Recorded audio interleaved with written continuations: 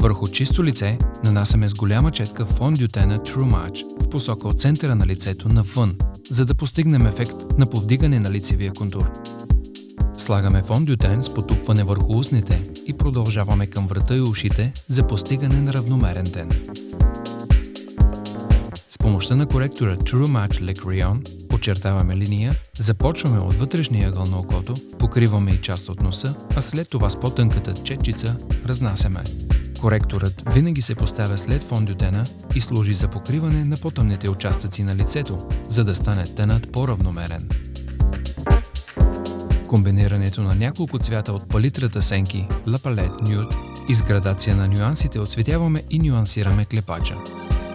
Използваме земни тонове и черен цвят, като съчетаваме седев и мат. По-тъмните нюанси се нанасят по ръба на горния клепач и извивката под веждата, а по-светлите на вътрешния ъгъл на окото и по целия клепач.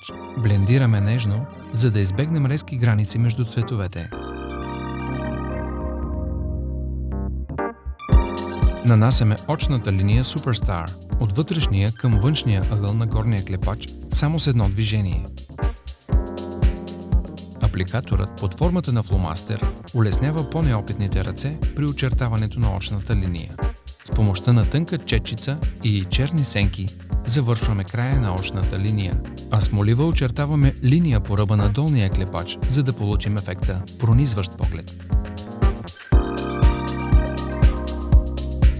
Нанасяме спиралата Superstar с ефект на изкуствени мигли в 2 стъпки.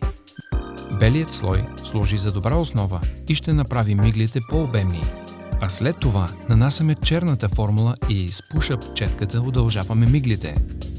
Спиралата се нанася върху горните и долните мигли, за да направим очите по-отворени. Моливът за вежди Brow Artist Shaper, който е снабден с гребенче, се използва за оцветяване и оформяне на веждите.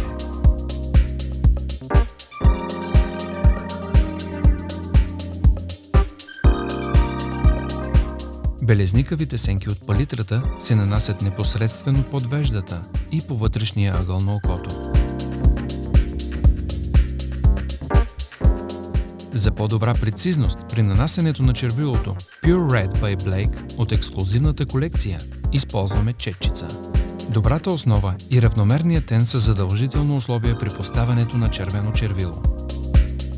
За завършек очертаваме устните с коректор, за да избегнем евентуалното размазване и за да получим по-добър контраст. И ето, готови сте за червения килим.